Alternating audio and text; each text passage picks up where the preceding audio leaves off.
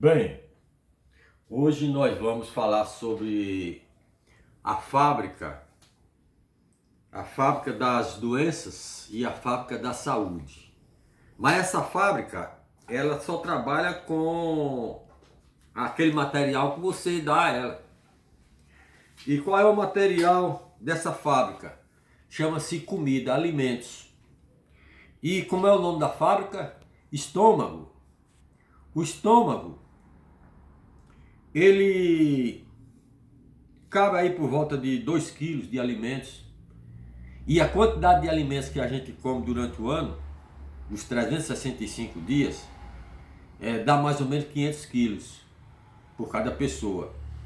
E para que essa fábrica não fabrique doenças, é preciso que você dê a essa fábrica chamada estômago alimentos de boa qualidade. Então, vamos ver. A necessidade das pessoas é de proteína, vitamina, sais minerais, glicose, e dentro das proteínas tem os aminoácidos. Mas para que você veja a importância da nossa alimentação, tem os aminoácidos essenciais, ou seja, sem eles a vida não vai bem. Aí dentro das verduras que nós comemos, tem os minerais. E dentro de cada mineral que a gente ingere, cada um tem sua importância. Funcionar melhor a cabeça, funcionar melhor a tireoide, funcionar melhor isso, aquilo. Então vamos falar, por exemplo, do iodo. Nós falamos da tireoide, mas vamos voltar ao sal integral, com seus 84 minerais. E falar também do sal refinado, com 9 minerais artificiais, certo? Repara só, o sal integral, que é um senhor remédio para o nosso organismo, tem 84 minerais. E o sal refinado, que entra na fábrica todo dia, muitas vezes 3 vezes no dia, e às vezes até mais, porque tem pessoas que gostam de lanchar na rua, né? Então esses minerais, eles fazem a diferença para o bem e para o mal. O sal ingerido, o sal refinado, ele tem a capacidade de endurecer os vasos, né, microvasos, e diminuir o calibre. Se a gente pudesse medir um vaso, por exemplo, digamos assim, um vaso com 1 milímetro, com o uso do sal integral, ele permanece elástico, funcionando bem. E com o uso do sal refinado, digamos que ele perca aí 10, 15, 20%, 30%, porque isso depende da quantidade de anos que você usa. Então é por isso que muita gente sofre de arteriosclerose. As doenças que ainda vamos ter que falar um pouquinho, porque são doenças que afetam bastante a nossa vida. Então você pode ver aqui, eu fiz esse esquema para mostrar para vocês. O número 1 é o estômago, né? Aí você tem o 2, que é uma válvula chamada piloro. É por onde os alimentos passam. Quando você ingere alimentos crus, eles não ficam no estômago, eles passam pelo piloro, passam no duodeno e vêm fazer a digestão aqui, com as enzimas digestivas próprias para os alimentos crus. Aí tem o número 3, essa tirinha aqui meio vermelha, ó, que é o pâncreas, que entra também na digestão. O fígado, ele tá assim desproporcional, porque o fígado no desenho normal ele ficaria aqui assim, ó, do nosso lado direito.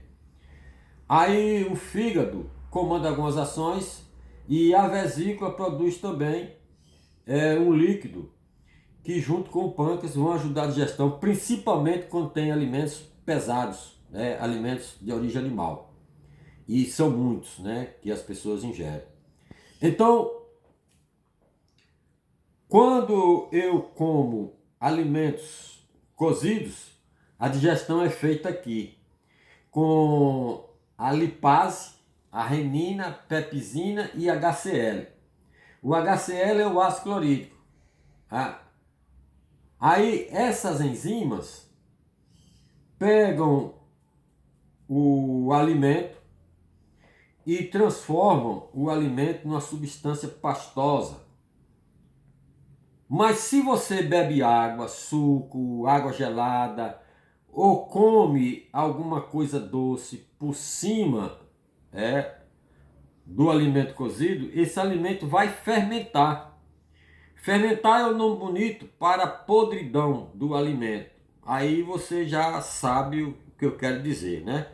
No pâncreas é produzido amilopesina, lipase e tripsina. E o pessoal só fala da insulina. A insulina, digamos que o pâncreas seja programado para produzir insulina para queimar calorias. Digamos, vamos tomar uma medida assim, 200 mililitros de insulina, né? Só para a pessoa entender. Mas diante da quantidade de calorias que você ingere, o pâncreas precisaria produzir 500 mililitros. E isso é impossível, porque a capacidade dele não aumenta, ele tem limite. Assim como você também não pode botar 4 quilos de comida no seu estômago, a não ser que ele esteja completamente dilatado, porque se você olhar, por exemplo, as tripas, o intestino delgado, tem um tamanho de mais ou menos 4 metros, mas pode chegar até 8 metros. É aquela barriga que desce assim, né? A pessoa com 150 quilos, 160, 140 e vai aí. Então, antes de comer o alimento cozido, eu ingiro, né? Eu como a salada que pode ser crua ou uma salada semi-cozida. Você mistura, por exemplo, vamos dar só um exemplo, né? Repolho roxo, abóbora, quiabo e uns 3 maxixes. E o que é que acontece? O quiabo e o maxixe são alimentos ricos em sementes e vão combater a prisão de ventre, mesmo que seu alimento seja pobre em calorias, em fibras, né? Mesmo que seu alimento seja pobre em fibras.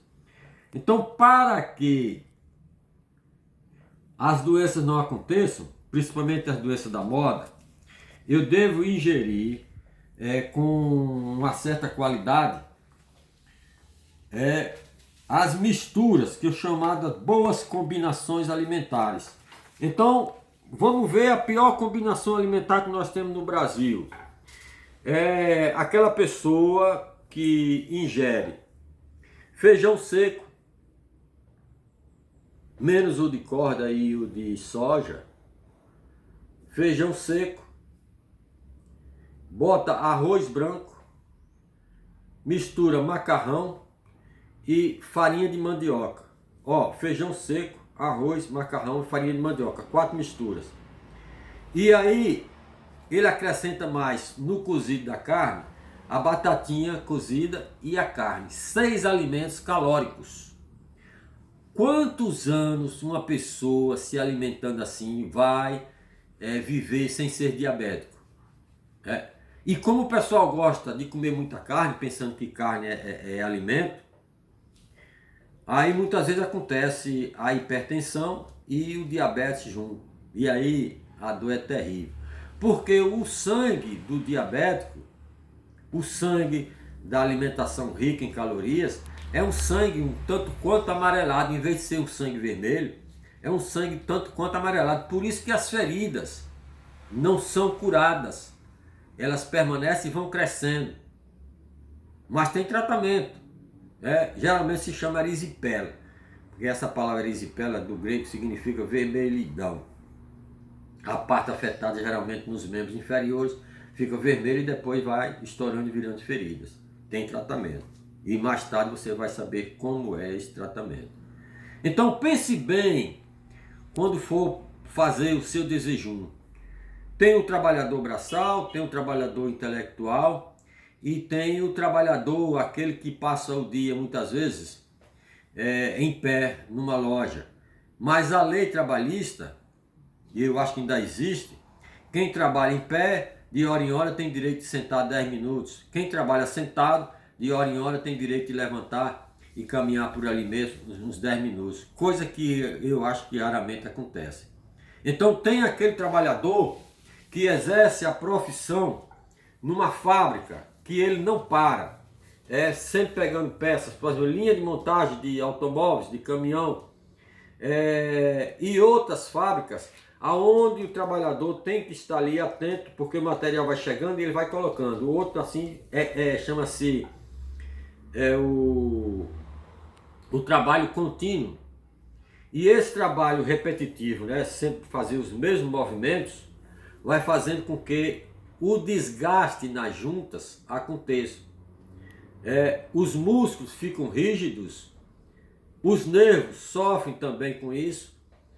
E quando você usa uma alimentação mais natural, uma alimentação muito crua, por exemplo, mamão, tem maçã, tem banana, tem manga, tem muita coisa para ser utilizada no dia a dia, porque depende da sua profissão. Você tem que saber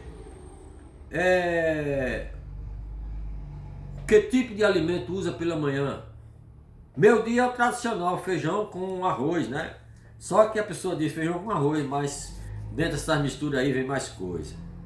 E aí, jamais beber água ou outro líquido qualquer, e nem comer sobremesa por cima do almoço.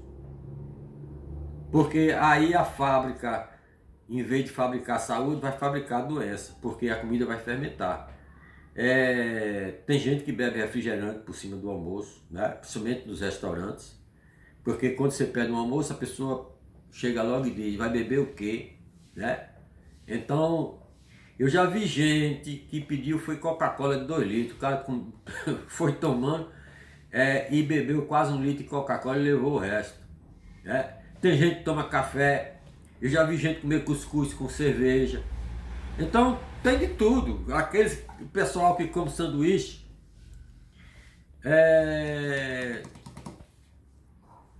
o organismo não pode ter piedade. Então fica bem alerta. A nossa alimentação, por exemplo,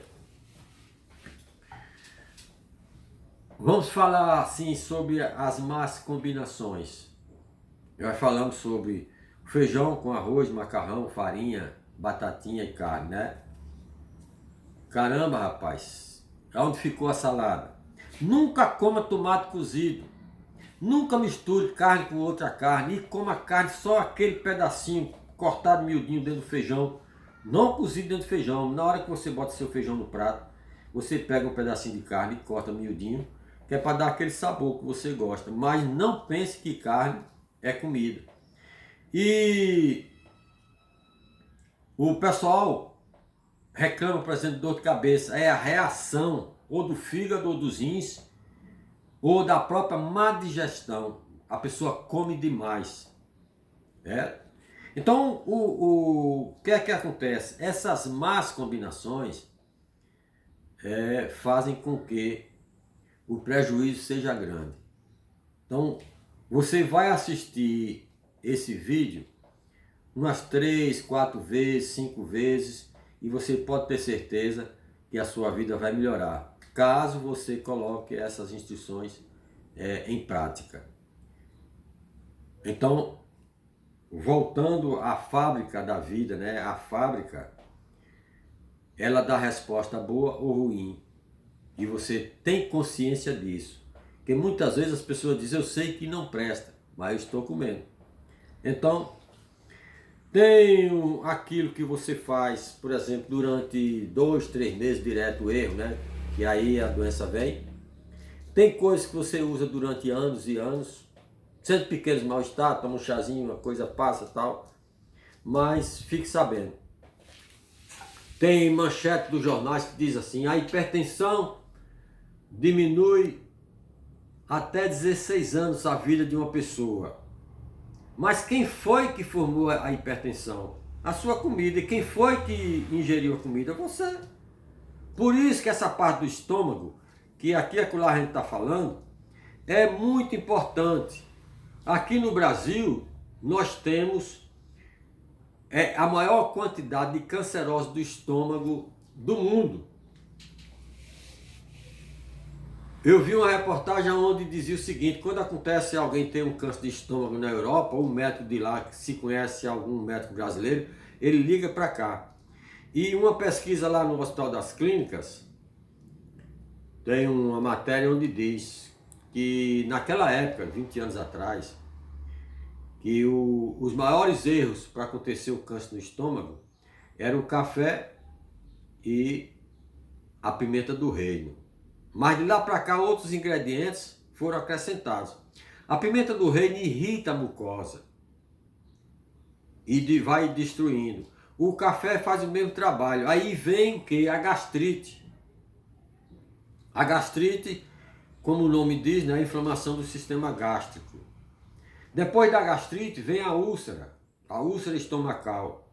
Tem a úlcera do duodeno, que eu já tratei também disso, numa senhora. E quando uma úlcera é localizada aqui, a outra úlcera aqui, as duas vão se juntando, daqui a pouco tem um câncer no estômago. E eu já vi reportagem aí que um vereador passou 10 anos se tratando e terminou morrendo. Mas tem remédio natural e muito do bom para combater as doenças que as pessoas sofrem. E é bom aprender, porque durante, digamos assim, mais de 5.000 anos, os remédios que as pessoas tiveram sempre foi os remédios naturais. Até o próximo bloco e assista novamente para você entender mais. Até a próxima.